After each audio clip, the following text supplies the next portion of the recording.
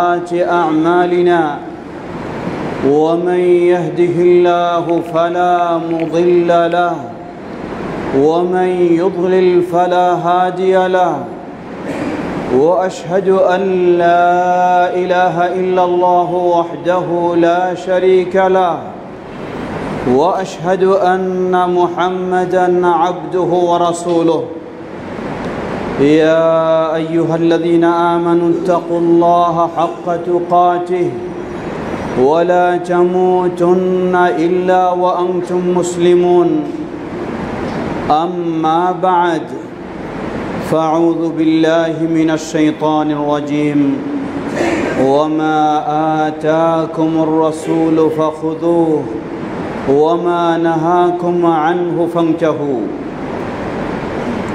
আলহামদুলিল্লাহ।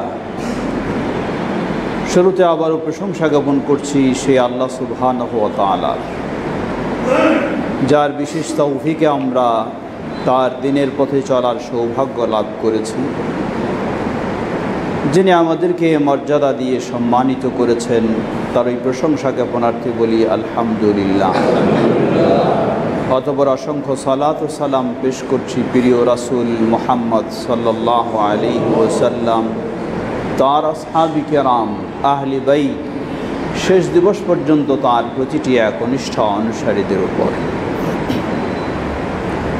সমবেত মুসল্লিবৃন্দ, হিজরি বর্ষ অনুযায়ী চলছে রবিউল আউয়াল মাস। এই রবিউল আউয়াল মাসে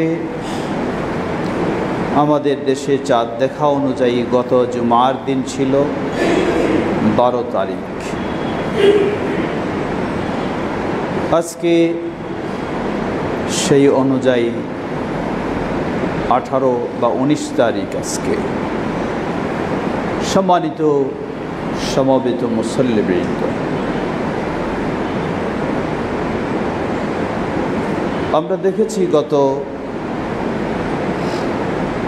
শনিবার 6 তারিখে, 12 তারিখ ছিল শুক্রবার, জুমার দিন, সেটাকে নিজের মন মতো ইচ্ছা মতো শনিবার নিয়ে এসে সরকারি ছুটিও ঘোষণা করা হয়েছে শনিবার। আর সেই সব প্রবৃত্তি পূজারীরা সেই শনিবারেই তারা তাদের প্রবৃত্তি পূজা অনুযায়ী তাদের ঈদ উদযাপন করেছে। যেই ঈদ উদযাপন করতে গিয়ে কিছু মানুষ পদপিষ্ট হয়ে মারাও গেছে। রাসূলুল্লাহ সাল্লাল্লাহু আলাইহি ওয়াসাল্লাম কি দিয়ে গেলেন আর তারা কি পালন করছে, কিভাবে ইসলামটাকে বিকৃত করে ফেলেছে, ভাবতে অবাক লাগে। তারাই নাকি আজকে বেশি রাসূলুল্লাহ সাল্লাল্লাহু আলাইহি ওয়াসাল্লামের প্রতি প্রেমিক, তাদেরই নাকি ভালোবাসা আজকে বেশি, যারা রাসূলুল্লাহ সাল্লাল্লাহু আলাইহি ওয়াসাল্লামের দ্বীনকে বিকৃত করেছে। রাসূলুল্লাহ সাল্লাল্লাহু আলাইহি ওয়াসাল্লাম যা নিষেধ করেছেন তাই আজকে যারা করছে। সমবেত মুসল্লিবৃন্দ, আজকের এই জুমার খুতবায় অত্যন্ত একটি গুরুত্বপূর্ণ বিষয় আমরা অবগত হওয়ার চেষ্টা করব। রাসূলুল্লাহ সাল্লাল্লাহু আলাইহি ওয়াসাল্লাম জীবনের শেষ পর্যায়ে, শেষ মুহূর্তে কি নির্দেশ জারি করলেন, কি ওসিয়ত করলেন, কি উপদেশ দিলেন, কোন ভয়ঙ্কর কাজ থেকে তিনি সতর্ক করলেন।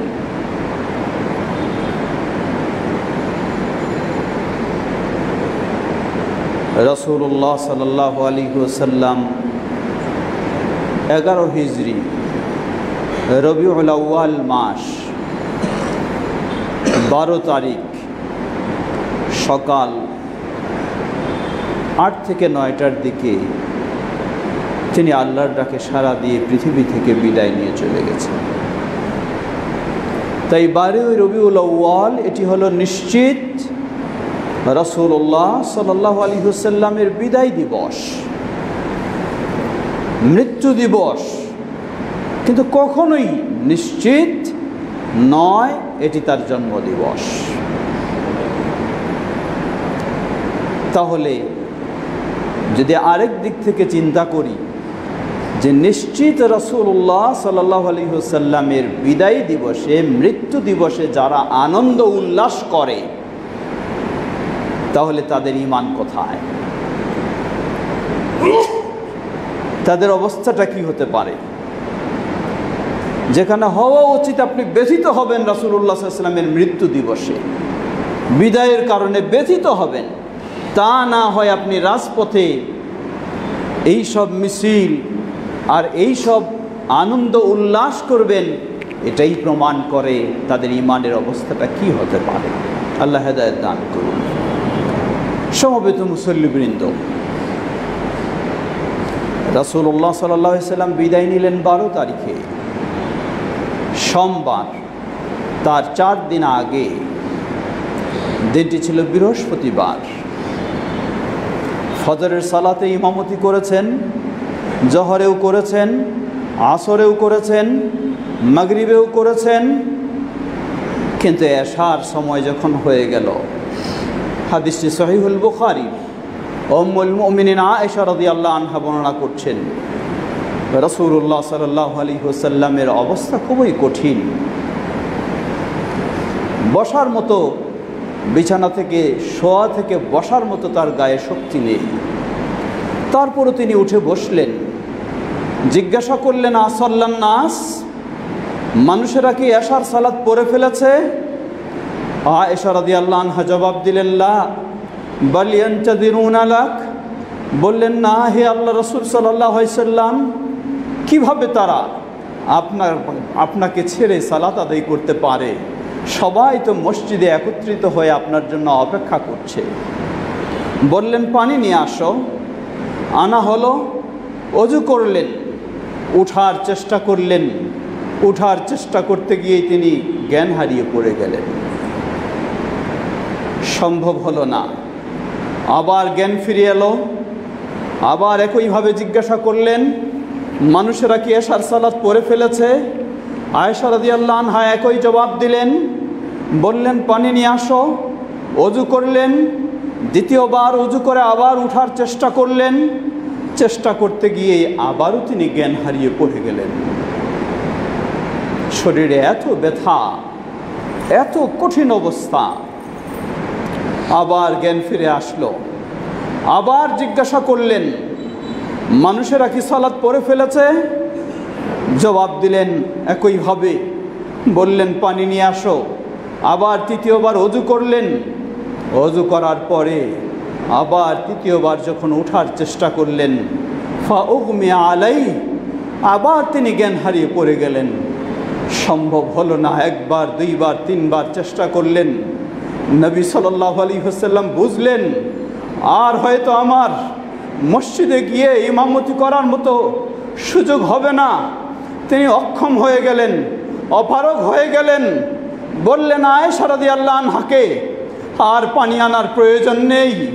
মুরি আবা বকরিন ফালইউসাল্লি বিন নাস, হে আয়েশা যাও, তুমি আবু বকরকে নির্দেশ দাও, আমার কথা বলো, সে যেন আমার জায়গায় গিয়ে দাঁড়িয়ে ইমামতি করে সালাত শেষ করে দেয়।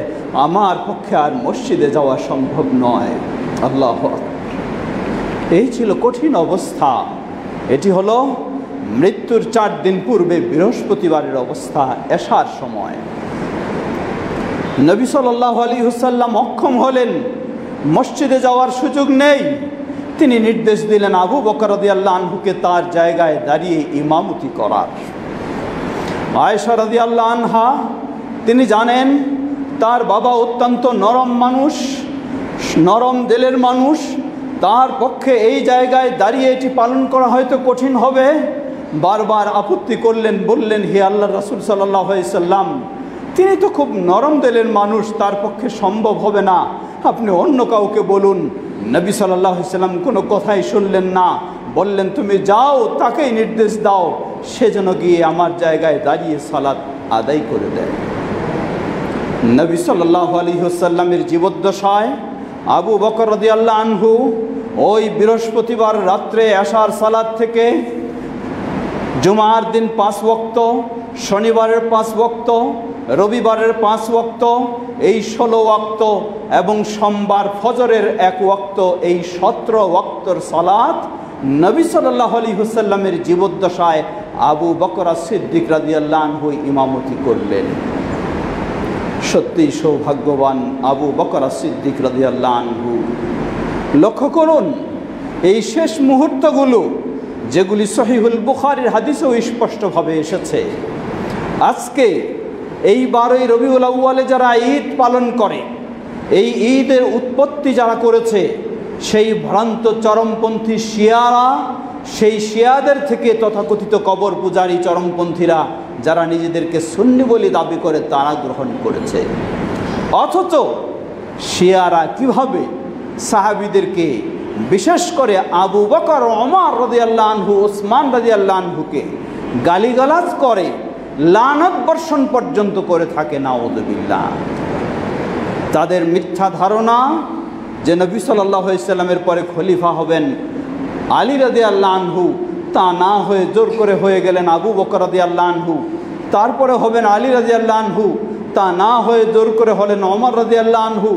তারপরেই হবেন আলী রাদিয়াল্লাহু আনহু, তা না হয়ে জোর করে হলেন ওসমান রাদিয়াল্লাহু আনহু।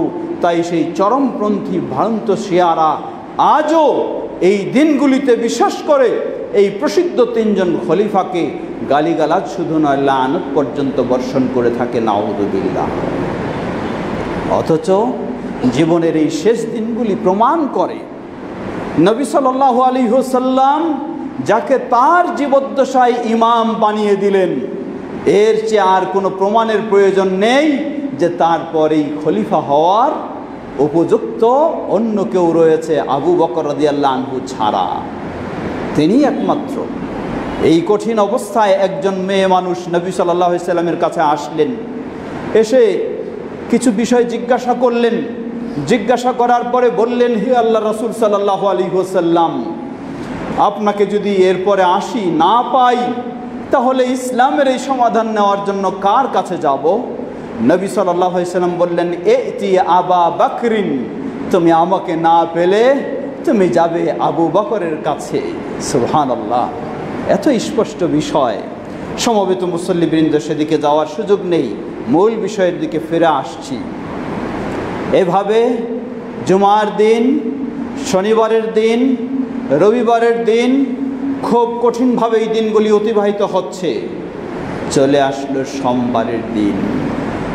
সোমবার কতই না কঠিন অবস্থা।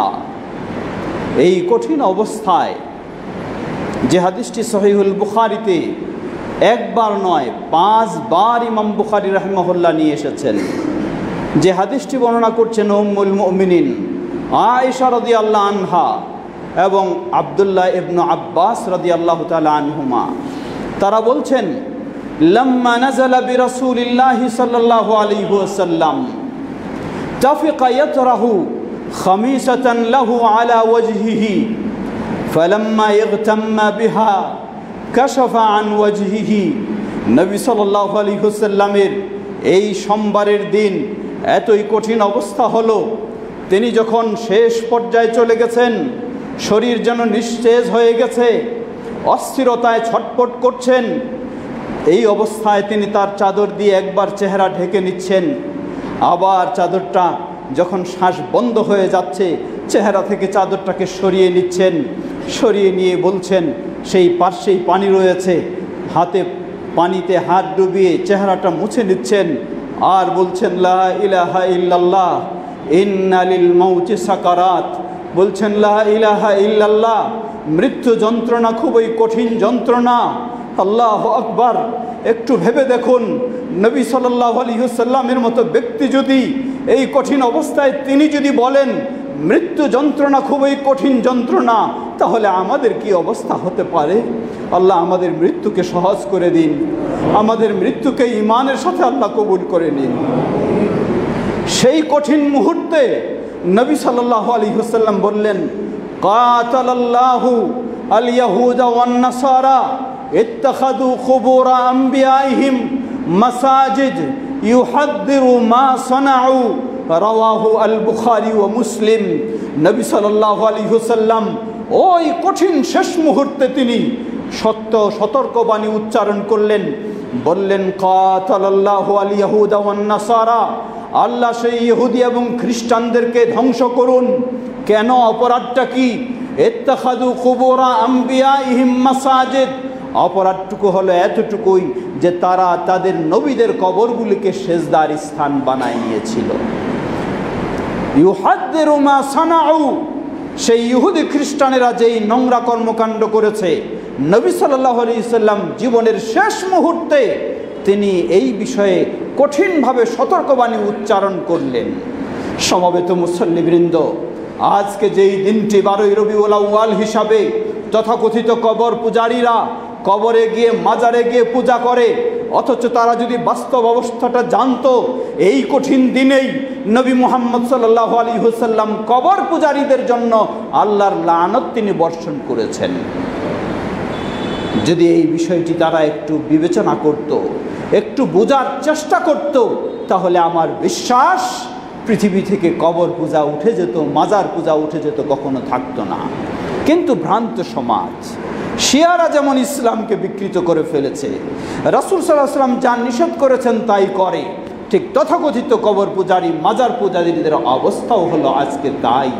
তাই যেই দিনটিতে নবী সাল্লাল্লাহু আলাইহি ওয়াসাল্লাম কবর পূজারীদের উপর লানত বর্ষণ করেছেন, তাদের ধ্বংসের জন্য বদদুয়া করেছেন, সেই দিনটিতে তারা আজকে কবর পূজা দিয়ে ঈদে মিলাদুন্নবী উদযাপন করে থাকে। লা হাওলা ওয়ালা কুওয়াতা ইল্লা বিল্লাহ।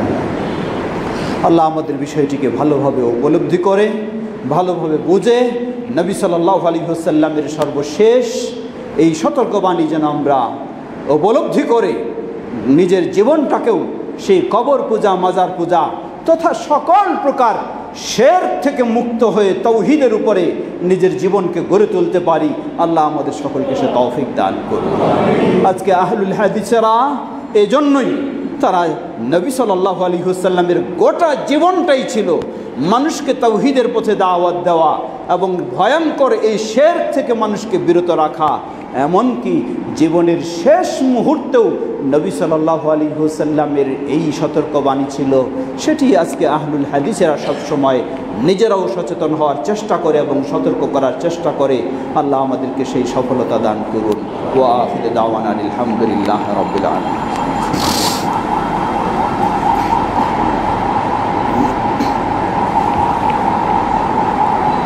আলহামদুলিল্লাহ, আলহামদুলিল্লাহি রাব্বিল আলামিন, ওয়াসসালাতু ওয়াসসালামু আলা আবদিল্লাহি ওয়া রাসূলিহি নবিয়িনা মুহাম্মদ ওয়া আলা আলিহি ওয়া সাহবিহি আজমাইন, আম্মা বাদ। সমবেত মুসল্লিবৃন্দ,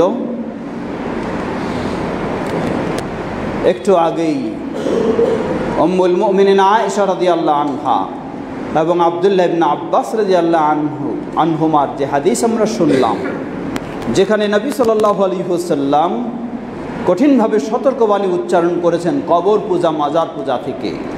কিন্তু আমরা প্রসিদ্ধ একটি কথা শুনি, তা হলো নবী সাল্লাল্লাহু আলাইহি ওয়াসাল্লামের সর্বশেষ কথা ছিল আস-সালাত, আস-সালাত ওয়া মা মালাকাত আইমানুকুম, তোমরা সালাতের ক্ষেত্রে যত্নশীল হও এবং তোমরা যাকাত দান সাদকার ক্ষেত্রেও তোমরা যত্নশীল হও। সেটি তাহলে কখন ছিল? প্রসিদ্ধ সাহাবী আনাস রাদিয়াল্লাহু তাআলা আনহু তিনি বর্ণনা করছেন, যে হাদিসটিও সহিহ এবং ইবনে মাজার হাদিস। এটি হচ্ছে আয়েশা রাদিয়াল্লাহু আনহা যেই বর্ণনা দিয়েছেন তার পূর্বের অবস্থা। আবার আয়েশা রাদিয়াল্লাহু আনহার আরেক অবস্থা, আরেক বর্ণনা, সেটি সর্বশেষ, সেটিও সামনে আমি আপনাদের সামনে তুলে ধরছি। আনাস রাদিয়াল্লাহু আনহু বলেন, সেই সোমবারের দিনেই সেটিও নবী সাল্লাল্লাহু আলাইহি ওয়াসাল্লাম ওয়ালাম্মা হাদারাতহুল ওয়াফাতু হিনা ইউগারগির, নবী সাল্লাল্লাহু আলাইহি ওয়াসাল্লাম যখন মুমূর্ষ অবস্থায় রয়েছেন, হিনা ইউগারগির অর্থাৎ গারগার শব্দ যখন বের হচ্ছে, স্বাভাবিক অবস্থায় নেই, ওই কঠিন মুহূর্তেও নবী সাল্লাল্লাহু আলাইহি ওয়াসাল্লাম বলেছেন, আস-সালাত, আস-সালাত ওয়ামা মালাকাত আইমানুকুম, তোমরা সালাতের ক্ষেত্রে সচেতন হও, সালাতের ক্ষেত্রে সতর্কবান হও, এবং তোমাদেরকে আল্লাহ রাব্বুল আলামিন যে সম্পদের মালিক করেছেন সেই সম্পদ তোমরা যথাযথভাবে ব্যয় করো। সমবেত মুসল্লিবৃন্দ, সেই হাদিসেও যদি আপনি একটু চিন্তা করে দেখেন, আজকে রাজপথে যারা এই 12ই রবিউল আউয়ালে মিছিল করে, তাদের খোঁজ নিয়ে দেখুন কয়জনেই বা তারা সালাত আদায় করে। মাজারপন্থী যারা, তাদের কোনো সালাত নেই, নামকা ওয়াস্তে সালাত আপনাকে দেখায়, আসলে তারা সালাতও আদায় করে না। দ্বিতীয়, যদিও তারা সালাত কেউ আদায় করেও থাকে, কিন্তু কোনোদিন মাজার পূজারী, কবর পূজারীরা মুহাম্মদ সাল্লাল্লাহু আলাইহি ওয়াসাল্লামের সালাত আদায় করে না। তারা সালাত আদায় করে তাদের পীর ফকিরের দেওয়া যেই সালাত, সেই সালাতেই আদায় করে, কখনো মুহাম্মদ সাল্লাল্লাহু আলাইহি ওয়াসাল্লামের সালাত আদায় করে না। প্রকৃতপক্ষে মুহাম্মদ সাল্লাল্লাহু আলাইহি ওয়াসাল্লামের সালাত পৃথিবীর বুকে একমাত্র যারা সবচেয়ে বেশি গুরুত্ব দেয়, তারাই হচ্ছে আহলুল হাদিসেরা, যারা নিজেদের বাপদাদার অনুসরণে নয়, নিজেদের অন্য কোনো গাউস কুতুবের অনুসরণে নয়, নিজেদের আর কোনো নেতার অনুসরণে নয়, তারা সালাত আদায় করার চেষ্টা করে প্রিয় নবী মুহাম্মদ সাল্লাল্লাহু আলাইহি ওয়াসাল্লামের। আমরা একটু আগেই আরেকটি হাদিস শুনলাম, নবী সাল্লাল্লাহু আলাইহি ওয়াসাল্লাম জামাতের সাথে সালাত আদায় করার কত গুরুত্ব দিতেন। এমনকি শরীর চলছে না, তবু বারবার তিনি জ্ঞান হারিয়ে ফেলছেন, তবু তিনি মসজিদে যাওয়ার জন্য চেষ্টা করছেন। আজকে যদি সত্যিই আপনি আহলুল হাদিস হন, তাহলে আপনাকেও সেভাবেই সালাতের গুরুত্ব দিতে হবে, সেভাবেই জামাতের গুরুত্ব দিতে হবে, আপনার পরিবারের সদস্যদেরকেও সেভাবে সচেতন করতে হবে। আমরা যেন রাসূলুল্লাহ সাল্লাল্লাহু আলাইহি ওয়াসাল্লামের এটিও জীবনের শেষ দিনের একটি গুরুত্বপূর্ণ উপদেশ ছিল, সেই উপদেশও যেন আমরা সবসময় ঠিক রাখতে পারি। আল্লাহ আমাদের সকলকে সে তৌফিক দান করেন। সমবেত মুসল্লিবৃন্দ, সহিহুল বুখারীর আরেক হাদিস, যেই হাদিসটি বর্ণনা করছেন উম্মুল মুমিনিন আয়েশা রাদিয়াল্লাহু আনহা। উম্মুল মুমিনিন আয়েশা রাদিয়াল্লাহু আনহা তিনি আনন্দ প্রকাশ করে বলেন, তিনি বলেন যে আমি হলাম সেই ব্যক্তি যার ঘরেই রাসূলুল্লাহ সাল্লাল্লাহু আলাইহি ওয়াসাল্লাম তার জীবন শেষ হয়েছে। আমি হলাম সেই ব্যক্তি যার কোলেই রাসূলুল্লাহ সাল্লাল্লাহু আলাইহি ওয়াসাল্লাম মাথা রেখে পৃথিবী থেকে বিদায় নিয়েছেন। তিনি হলেন, আমি হলাম সেই ব্যক্তি যার ঘরেই রাসূলুল্লাহ সাল্লাল্লাহু আলাইহি ওয়াসাল্লামের কবর হয়েছে। সেই উম্মুল মুমিনিন আয়েশা রাদিয়াল্লাহু আনহা বলছেন, রাসূলুল্লাহ সাল্লাল্লাহু আলাইহি ওয়াসাল্লামের বিদায়ের মুহূর্তটা তিনি তুলে ধরেছেন। তিনি বলছেন, রাসূলুল্লাহ সাল্লাল্লাহু আলাইহি ওয়াসাল্লাম আমার কোলে মাথা দিয়ে শুয়ে রয়েছেন, মাথাটি চেহারা রয়েছে ছাদের উপরের দিকে। এই মুহূর্তে একজন সাহাবী আব্দুল্লাহ ইবনে ওমর রাদিয়াল্লাহু আনহু প্রবেশ করলে তিনি মেসওয়াক করছিলেন। নবী সাল্লাল্লাহু আলাইহি ওয়াসাল্লাম যেন মেসওয়াক দেখে তিনিও মেসওয়াক করার আগ্রহ প্রকাশ করলেন। এই আগ্রহ প্রকাশ করলে এরপরেই নবী সাল্লাল্লাহু আলাইহি ওয়াসাল্লামের শেষ অবস্থা। উম্মুল মুমিনিন আয়েশা রাদিয়াল্লাহু আনহা বলছেন, নবী সাল্লাল্লাহু আলাইহি ওয়াসাল্লামের জন্য ঠোঁট দুটি নড়ছে, কিন্তু আওয়াজ মুখ দিয়ে বের হচ্ছে না। তিনি কান লাগিয়ে শুনলেন নবী সাল্লাল্লাহু আলাইহি ওয়াসাল্লাম কি বলছেন। নবী সাল্লাল্লাহু আলাইহি ওয়াসাল্লাম তিনি সেই মুহূর্তে বলছিলেন, মাআল্লাযীনা আনআমতা আলাইহিম মিনান নাবিয়্যিনা ওয়াস-সিদ্দীকিনা ওয়াশ-শুহাদাই ওয়াস-সালিহিন আল্লাহুম্মা আরহামনি আল্লাহুম্মা ইগফিরলি ওয়ারহামনি ওয়া আলহিকনি বির-রফিকিল আ'লা আল্লাহুম্মা ইলার রফিকিল আ'লা। এই কথা বলতে বলতে নবী সাল্লাল্লাহু আলাইহি ওয়াসাল্লামের হাতটা দাঁড় করা ছিল। উম্মুল মুমিনিন আয়েশা রাদিয়াল্লাহু আনহা বললেন, নবী সাল্লাল্লাহু আলাইহি ওয়াসাল্লাম বলছেন, হে আল্লাহ, মাআল্লাযীনা আনআমতা আলাইহিম, হে আল্লাহ, আপনি যেই নবী, সিদ্দিক, শহীদ, সালেহদেরকে নিয়ামত দান করেছেন, আমাকে তাদের অন্তর্ভুক্ত করে নিন। এই কথা বললেন। আর বললেন, আল্লাহুম্মা আরহামনি, হে আল্লাহুম্মা ইগফিরলি, হে আল্লাহ আমাকে ক্ষমা করুন। আল্লাহুম্মা আরহামনি, হে আল্লাহ আমাকে দয়া করুন। আল্লাহুম্মা আলহিকনি বির-রফিকিল আ'লা, হে আল্লাহ আমাকে আমার সুউচ্চ বন্ধু তার সাথে আমাকে মিলিয়ে নিন, অর্থাৎ আল্লাহর কাছে। এরপরেই বললেন, আল্লাহুম্মা ইলার রফিকিল আ'লা। এই কথা বলতে বলতে উম্মুল মুমিনিন আয়েশা রাদিয়াল্লাহু আনহা বললেন, নবী সাল্লাল্লাহু আলাইহি ওয়াসাল্লাম নিস্তেজ হয়ে গেলেন। ইন্না লিল্লাহি ওয়া ইন্না ইলাইহি রাজিউন। সম্মানিত সমবেত মুসল্লিবৃন্দ, লক্ষ্য করুন, নবী সাল্লাল্লাহু আলাইহি ওয়াসাল্লাম আল্লাহ রাব্বুল আলামিনের কাছে তার কত মর্যাদা। তিনি দোয়া করলে আল্লাহ রাব্বুল আলামিন ফিরিয়ে দিতেন না, কবুল করতেন। সেই নবী সাল্লাল্লাহু আলাইহি ওয়াসাল্লামকেও বিদায় নিয়ে চলে যেতে হয়েছে। আপনি আমি সম্পদের মালিক হতে পারি, ক্ষমতার মালিক হতে পারি, সুস্থতার মালিক হতে পারি, অনেক ডিগ্রি অর্জন করতে পারি, কোনো কিছুই আমাকে ধরে রাখতে পারবে না, কোনো কিছুই আমাকে থামাতে পারবে না। আমারও যখন সেই মুহূর্ত এসে যাবে, আমাকেও আল্লাহর ডাকে সাড়া দিতে হবে। সৌভাগ্যবান আমি তখন, যখন নবী মুহাম্মদ সাল্লাল্লাহু আলাইহি ওয়াসাল্লামের মতো সেইভাবে আল্লাহর কাছে যাওয়ার বিদায় নিয়ে যেতে পারবো, তখনই সত্যি সৌভাগ্যবান হতে পারবো। আমরা যেন নবী মুহাম্মদ সাল্লাল্লাহু আলাইহি ওয়াসাল্লামের জীবনের শেষ অবস্থা থেকে সেই শিক্ষা নিয়ে নিজেদের জীবনটাকে সবসময় প্রস্তুত রাখতে পারি, ঈমানের উপরে থাকতে পারি, ঈমানের সাথে আমাদের বিদায় আমরা প্রস্তুতি নিতে পারি। আল্লাহ আমাদের সকলের জন্য সেটিকে সহজ করে দিন। ইবাদাল্লাহ রাহিমাকুমুল্লাহ, আল্লাহুম্মা সাল্লি আলা মুহাম্মদ।